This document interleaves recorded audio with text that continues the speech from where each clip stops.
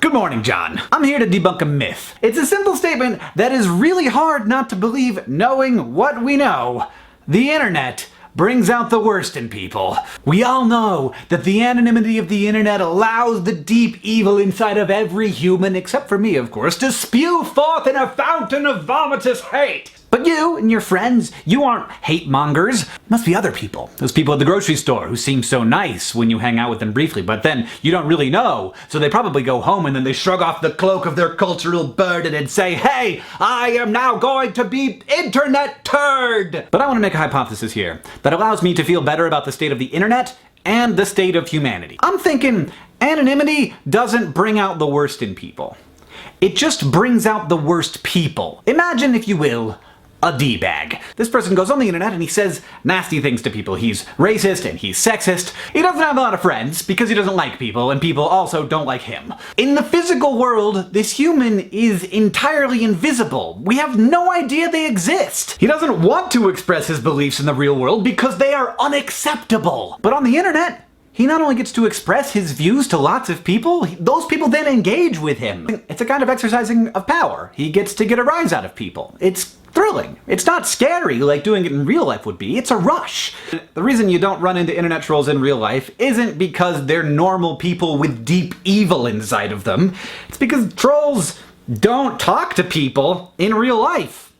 Because nobody likes them. All of this, by the way, this entire episode is conjecture.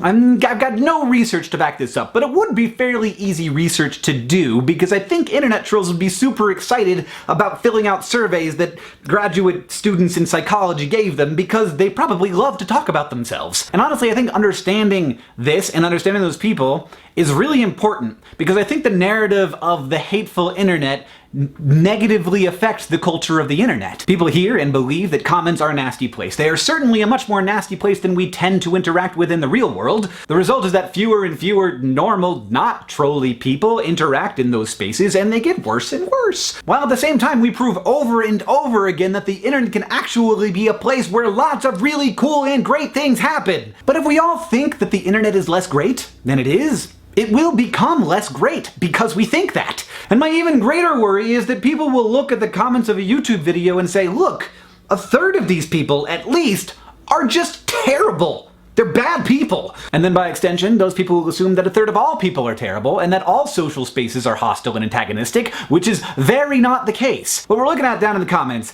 is extreme selection bias. People don't want to comment because it seems like a hostile place, so only hostile people comment. Now, a big problem here is that YouTube has lately been promoting discussion rather than how many people thumb up a comment. So a comment will end up way at the top of the video because lots of people are discussing that comment.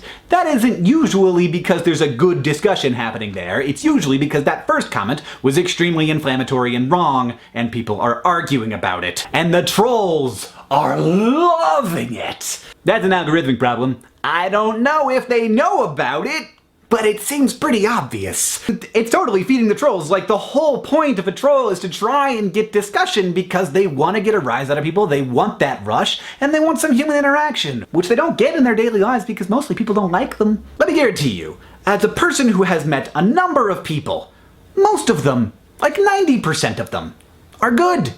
They're good people. Not because culture tells them to be good, not because they're afraid of being found out and they're waiting for that moment where they can be anonymously evil, but because they're people, just like you and just like me. John, I'll see you on Tuesday.